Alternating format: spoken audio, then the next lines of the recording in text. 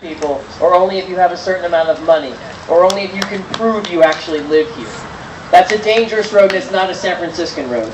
So with that, we certainly support repealing the fee, and we're here to stand beside you. We're here to stand beside the Hank Recycling Center. There's a lot of issues that we have facing us, and let's take back our park. Thank you, Quentin. A real hand for Quentin and Tom Amiano. Next, someone else who needs no introduction, but I will introduce him. Supervisor Ross Mirkarimi. He's District 5 Supervisor. He has been an opponent from the beginning of the fee. He has never wavered. He has understood what the implications were, the slippery slope that this is on. And without further ado, Ross. Yay! Give a hand for Ross.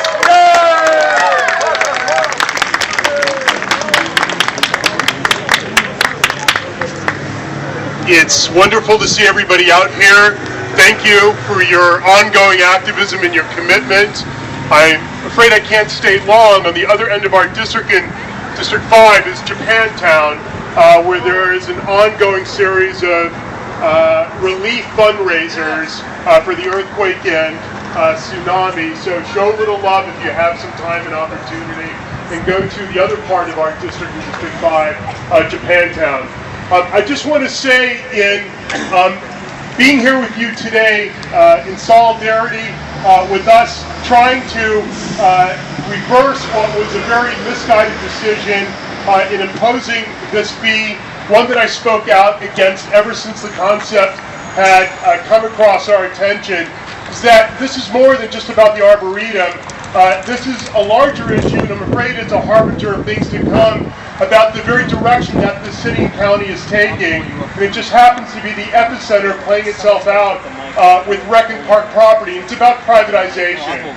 We have seen these encroachments, whether it's the Japanese tea garden or other attractions within our Rec and Park system, where it's a little bit of erosion, a little bit of chip away, a little bit of juicy rationalization in order to try to seduce, in order to try to certainly appeal to a reasonable body that this is a benign strategy in order to just further the interest of the people of San Francisco, the taxpayers, the people dependent on Rec and Park.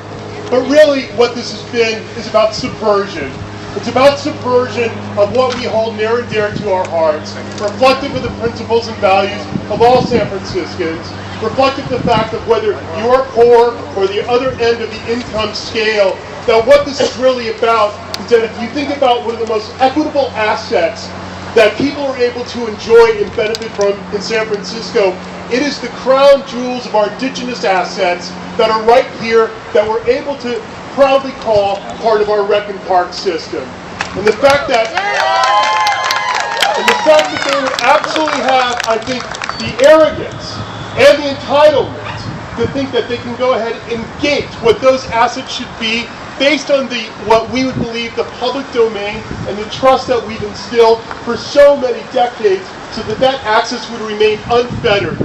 It's now come to an intersection in the road where, politically speaking, we have what I think are elected officials and those who are appointed by them to come up with these kind of, I think, examples of what it means in order to try to reconcile their budget deficits. And this is reckless and it's dangerous, because what it does is it projects a certain amount of really synchronicity with one would believe that we're continuing to further the interest of that trusted public domain, because it's very savvy in their PR, exactly as to what they're trying to do to calm the interest of people who may have immediate concerns or distress about strategies like this. But when you do a little bit of probing, like so many of you here have done, what we really uncover, without much of a peel back, is just exactly what this larger strategy means. And this will not just stay with Rec and Park, but it will also portend a direction in other parts of services that we're beginning to see unravel from the shift of what was now public domain administered, moving into a public to private trust.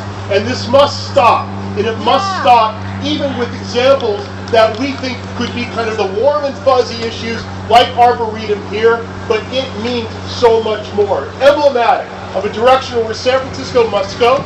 It's a direction where we must draw a line in the sand and say no more, no fee, Arboretum. Thank you.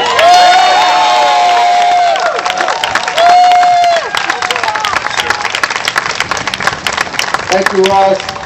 Another hand for Supervisor Mirkarimi. And a little love for the people in Japan.